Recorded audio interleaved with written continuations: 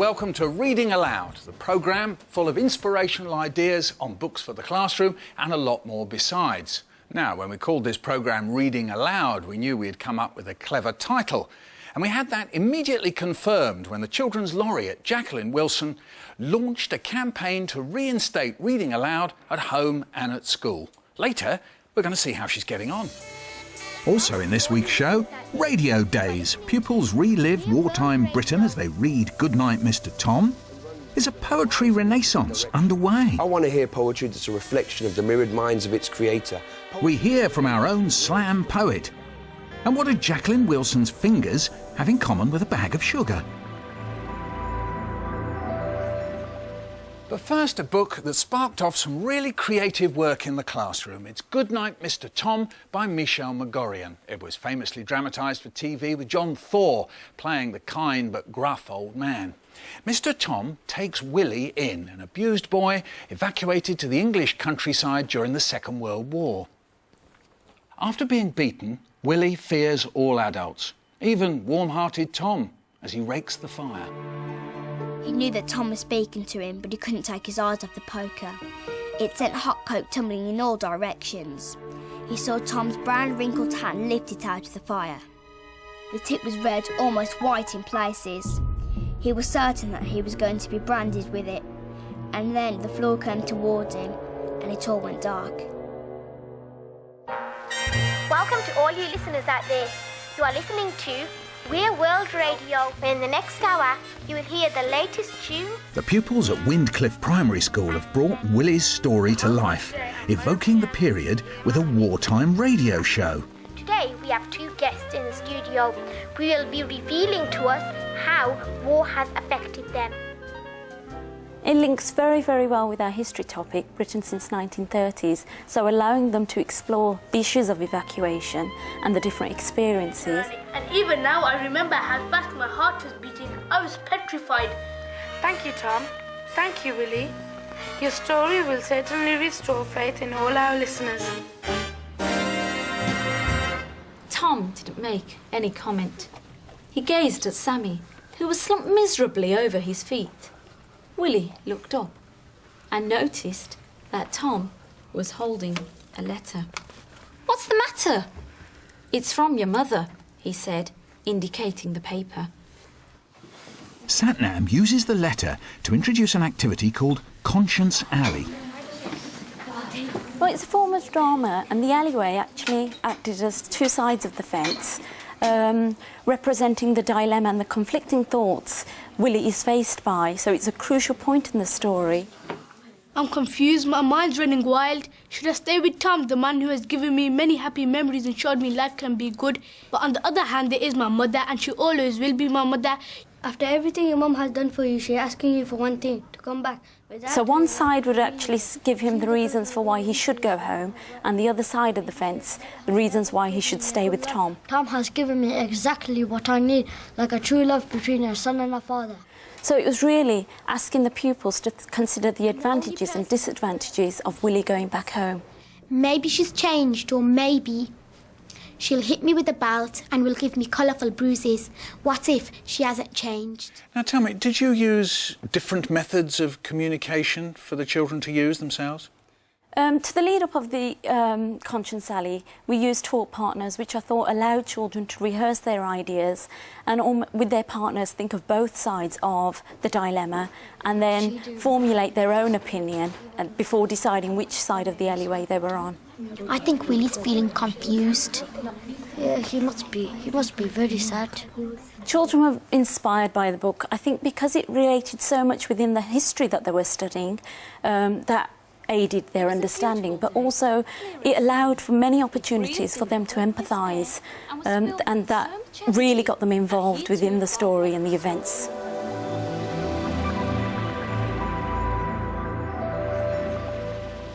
Now for a writer who wears more rings on her fingers than anyone else I know, Jacqueline Wilson. When this prolific author was first appointed Children's Laureate, she declared that her biggest mission was to encourage more reading aloud.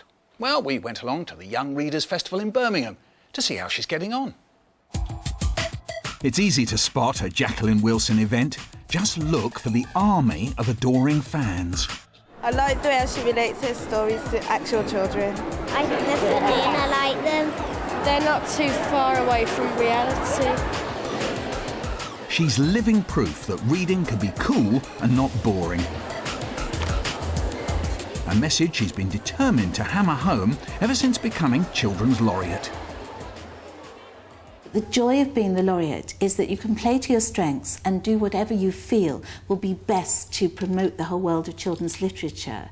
And so I am very, very keen on the idea of getting mums, dads, carers, grannies, uncles, teachers reading aloud to children. So I've been banging my drum and hoping lots and lots of people discover the joys of sharing stories. All well and good, but these are serious fans. They wanted to know important things like, how heavy are those rings? They weigh over £2. When you think of a £2 bag of sugar, aren't I mad going around with all this weight on my arms? So I think when you read aloud a book, there's all sorts of different things that happen when you're sharing the story. Both of you can participate. You can ham up the exciting bits. You can both crack up laughing at a funny bit.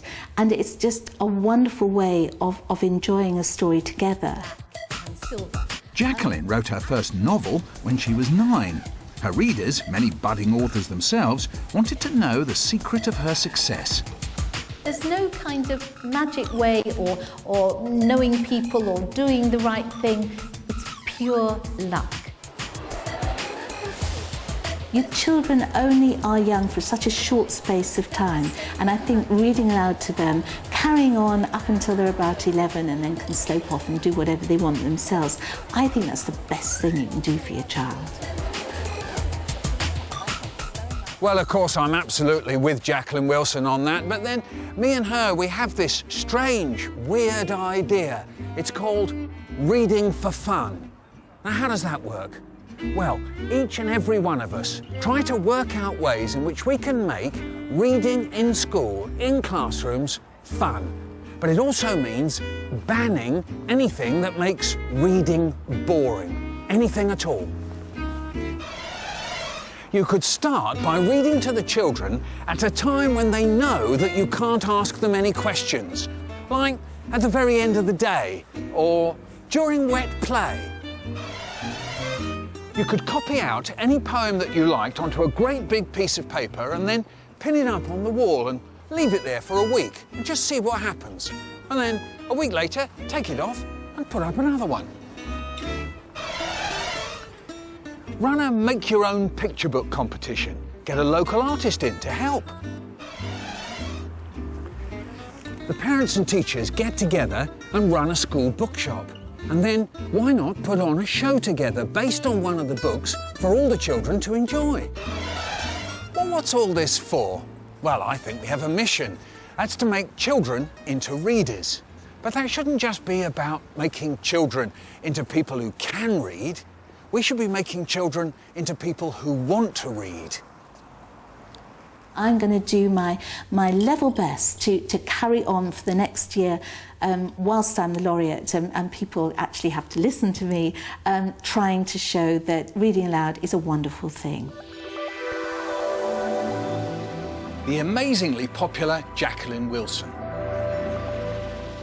If only poetry could be as popular. Well, some believe it's going to be. Writer Ruth Padell believes that there's a poetry renaissance underway, particularly in schools. With this in mind, our panel have been looking at Ruth Padell's book, 52 Ways of Looking at a Poem, subtitled A Poem for Every Week of the Year. It's a collection of contemporary poems and analysis, first published weekly in a newspaper column. Stacey, 52 Ways of Looking at a Poem. Is the book what you expected from the title? I don't think it is. I think it's one way of looking at 52 poems. I think she looks at the poetry in a very formulaic way. So in terms of structure and in terms of language, it is quite a usable document in terms of how to approach a poem if you're not experienced at that. But in actual appreciating the poetry, I'm not actually sure she manages it. So, Richard, you're a performance poet. Did this appeal to you, this analytic, slowly musing and thinking about a poem in the way that Ruth Padell does? Not really. I'm from live literature, which isn't really entrenched in the written form. To be honest with you, this is probably one of the better books, talking about how to kind of look at poetry. But for me, yeah, it's probably been more 52 ways of listening to a poem or watching a poem rather than reading it. Julia, do you read much poetry? Are you a poetry reader? Not a great deal, and I found it a very... I completely agree with Stacey. I think it's absolutely right that it isn't 52 ways of looking at a poem. And in fact, in the introduction, Ruth Bedell really explains that that isn't what she's doing. She's telling us the tools that you need, as it were, what it takes to make a poem. And so she then uses them as she looks at the poems that she goes through.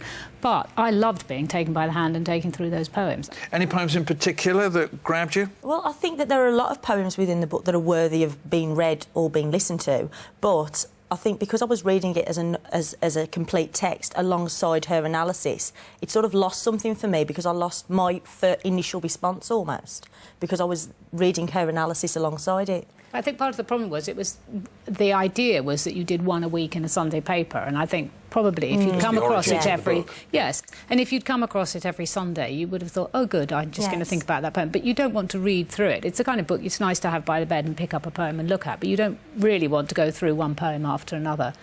Richard, I wonder for you, do you feel in a way that the world of poetry that you're coming from is somehow utterly excluded from this book?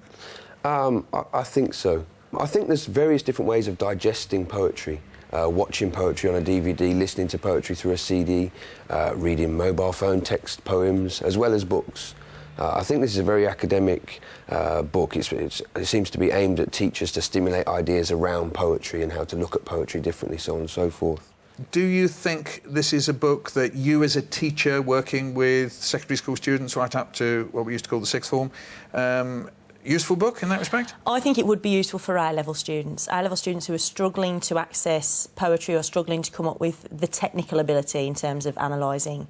In terms of forming their own opinions, no, it wouldn't be any use at all. But it would equip them with the confidence, I suppose, to actually tackle the language and the structure of poetry. Well, to finish, perhaps, Richard, you could give us a little flavour of your poetry. Perhaps it could be the 53rd way to approach a poem. 53rd way. OK, cool. I want to hear poetry. I want to hear poetry that transcends tongue and dialect, that tears at the ivory tower of intellect, that shrouds itself with words unspoken, broken, dissected and then reread, never said as they were once thought, taught to recite parrot fashion to classrooms of unengaged generations.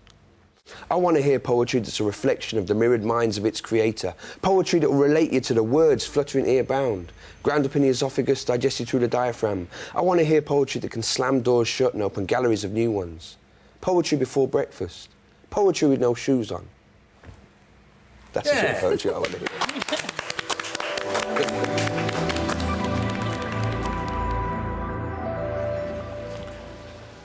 Well, that's about it for this edition of Reading Aloud. Final thought on poetry. I've been doing some research in this fairly sizable bookstore, and I've discovered that poetry titles occupy just 1% of total shelving space. So perhaps that poetry renaissance has got a bit of a way to go. Bye.